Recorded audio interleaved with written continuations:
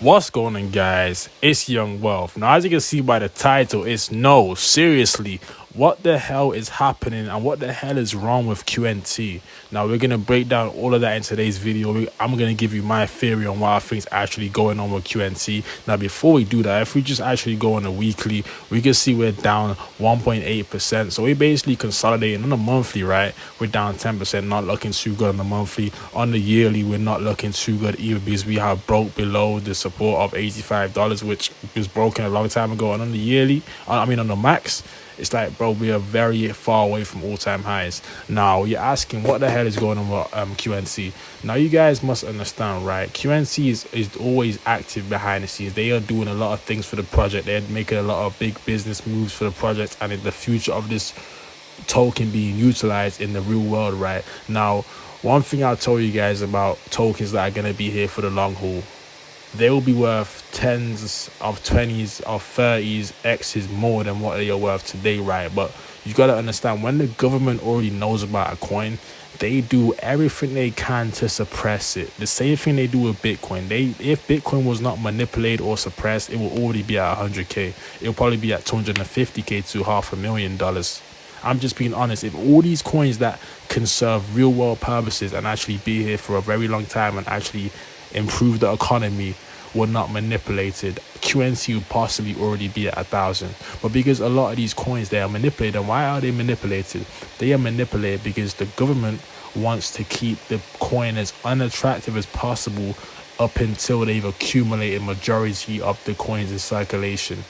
They hope and they want to secure as much QNC, as much BTC, as much of these top coins as possible, and they want to make it as unattractive to the average retail investor as possible. So at the end of the day, they don't prosper these gains and they don't actually benefit off the X's QNT is about to give you guys in this next year and the next 5 to 10 to 15 to 20 years, because it's a long term. It's not a sprint. This is a marathon.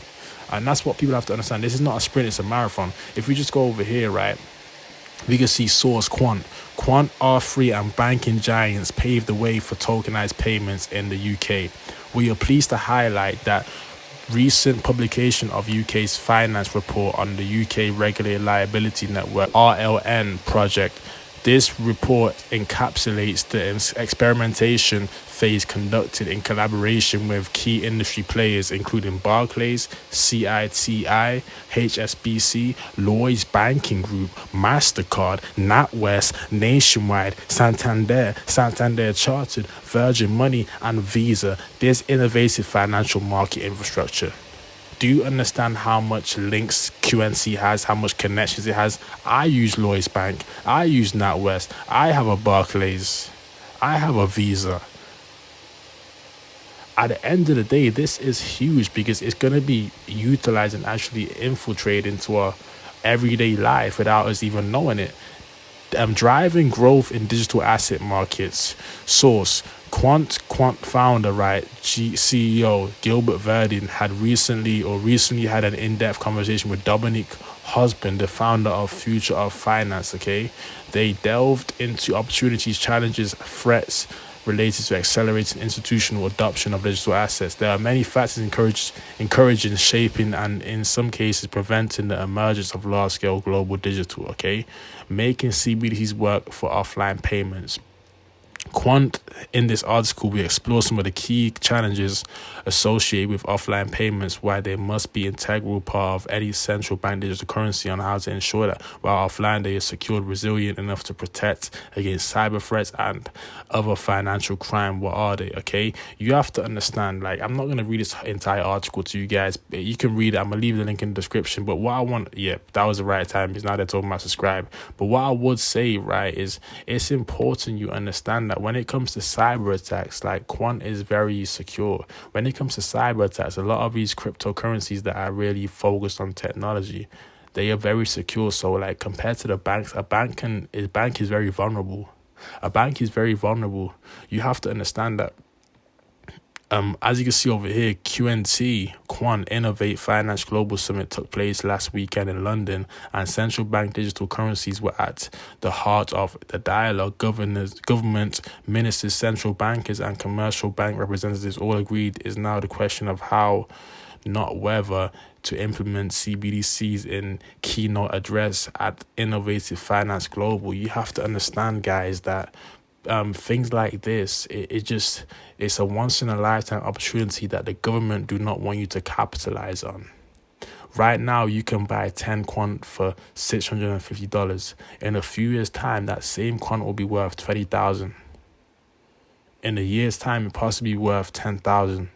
So just the fact that we are in an opportunity where we can buy Quant this low, I know it's a perfect scenario for me to invest into this. I'm not telling you to invest, but in my actual situation, my personal situation, I would love to invest in a coin that is under $1 billion in market cap that I know can go to hundreds of billions eventually.